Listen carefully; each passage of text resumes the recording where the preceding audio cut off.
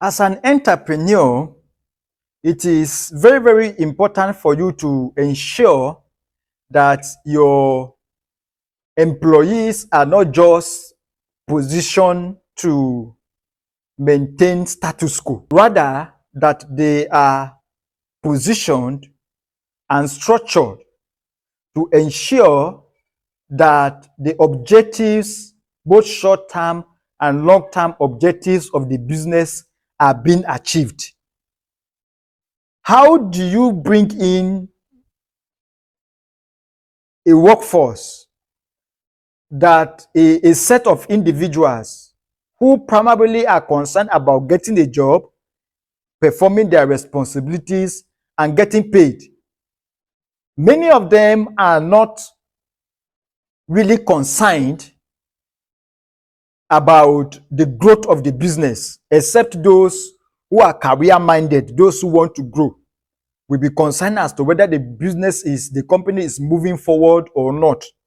But the bulk of the people you are going to find within the labor market are people that are looking for a source of income, and they want to get a job to begin to get some income. How do you structure this set of people and move them to a point where they become consigned and become contributory to the success and the growth of the business?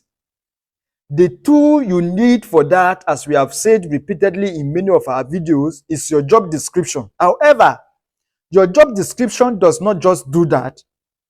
There is an element that needs to be included in your job description that helps you to do that. And that element is what we call KPI, Key Performance Indicators.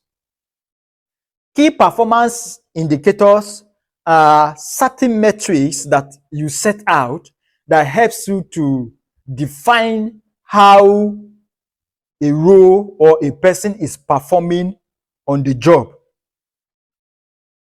KPIs help you to manage the expectation, because with KPIs, the employee knows what he's supposed to do and what that task, if done, is supposed to produce, the effect, the impact that is supposed to be yielded from that task. So the employee is not just concerned about handling customers' complaints. Is concerned about resolving customers' complaints. So you have to ask himself, okay, today I have received 50 customers' complaints. How many of them have I resolved? Are the customers satisfied? Are they happy that their complaints have been resolved and that it has been resolved promptly? This is what key performance indicators do for you. So key performance indicators ensures that the employee understands specifically what is expected to, the result that is expected to generate from every task that he performs. And this is very, very important, because every responsibility should have an expected outcome. You shouldn't have a situation where you just have a list of things you want people to do and you do not state the outcome or the impact that carrying out that responsibility is supposed to create. The next importance of key performance indicators is the fact that it creates accountability. So your staffs, like I've repeatedly said, are not just concerned about completing their tasks.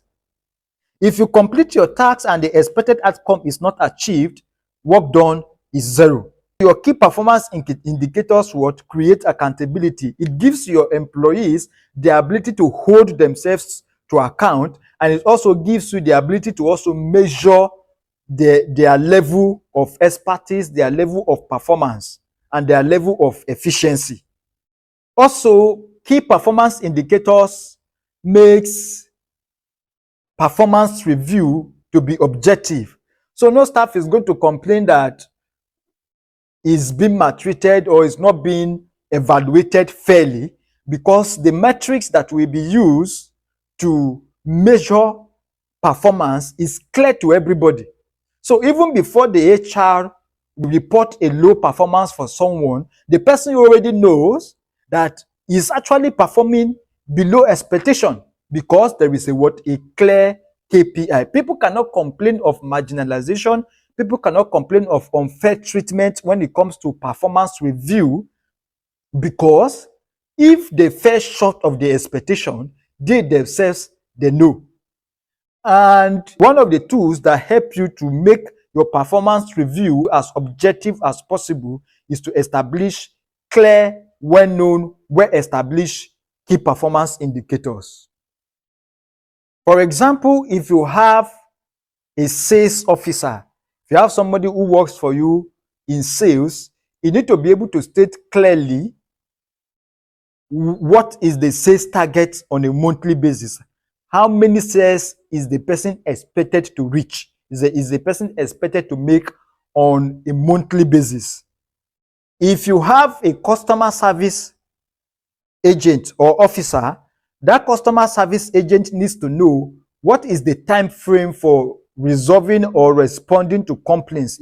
If you have a marketing officer, you also need to set what you call your lead targets, because the role of marketing officer is to generate leads while your sales officer convert the leads, right? So if you have a marketing officer, you also need to set, your marketing officer shouldn't be going around creating awareness. Creating awareness does not bring you immediate revenue. It gives you a strong brand, but it doesn't give you revenue. So while you are creating awareness and you are going out for campaigns and all that, it is still important to generate leads.